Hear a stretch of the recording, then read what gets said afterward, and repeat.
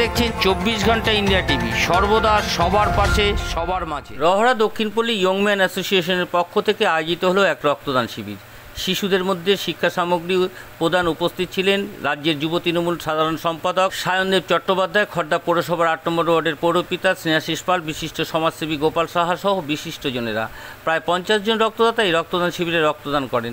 50 জন শিশুদের হাতে শিক্ষা সামগ্রী তুলে দেওয়া হয় এবং এলাকার বিশিষ্ট শিক্ষক, চিকিৎসক, ওয়ার্ডের সাফাই কর্মী, আশা কর্মীদের সংবর্ধনাও দেওয়া হয়। রক্তদাতাতে উৎসাহিত করার জন্য তাদের হাতে গোলাপ ফুল তুলে দেওয়া হয় এবং সমগ্র বিষয় নিয়ে বলতে গিয়ে ক্লাব কমিটির সম্পাদক শুভচাকি ও পৌরসভার পৌরপিতা স্নেহাশিস পাল, বিশিষ্ট জনসেবা সেবী গোপাল দাস এবং সায়নদেব চট্টোপাধ্যায় জানান, দীর্ঘদিন ধরে রহরা দক্ষিণপল্লী ইয়ং ম্যান অ্যাসোসিয়েশনের পক্ষ থেকে রক্তদান এবং বিভিন্ন সমাজ সেবামূলক কর্মকাণ্ডের সঙ্গে যুক্ত থাকে। 24 ঘন্টা ইন্ডিয়া টিভির প্রতিনিধির বিশেষ প্রতিবেদন। সবাইকে একটা সংবর্ধনা দেওয়া, সম্মান দেওয়া, এটাই আমাদের উদ্দেশ্য।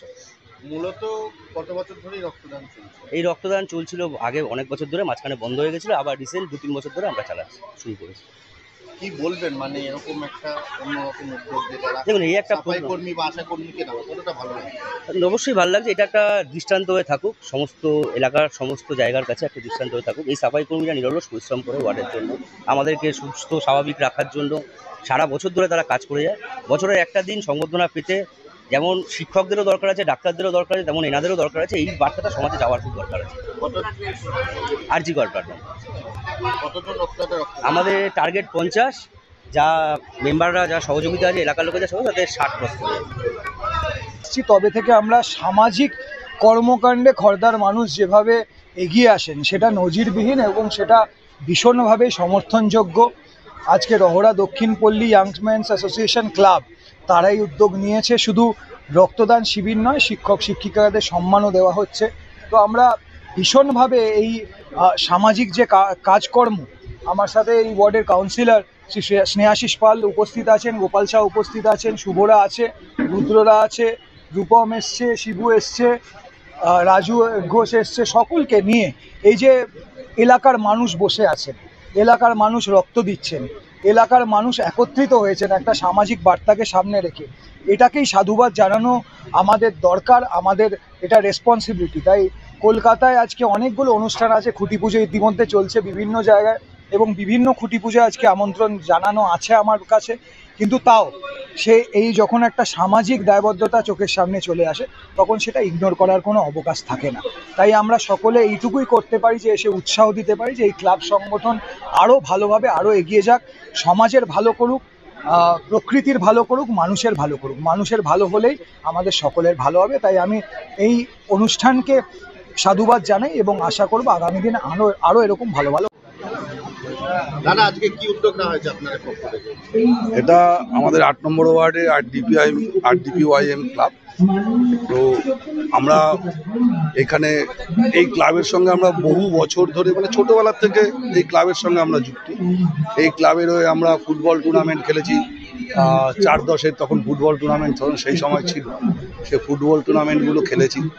তো বিভিন্নভাবে এই ক্লাবটা বিভিন্নভাবে বিভিন্ন জায়গায় মানুষের সেবায় কাজে লাগে আমি দেখেছি, সামাজিক কাজকর্মগুলো করে। আজকে যে ব্লাড ডোনেশন, হ্যাঁ, প্রত্যেক বছর। কততম বছর এটা ঠিক আমার জানা নেই, তাও আমি দেখছি দীর্ঘ 10-15 বছর ধরে দেখছি তো হচ্ছে।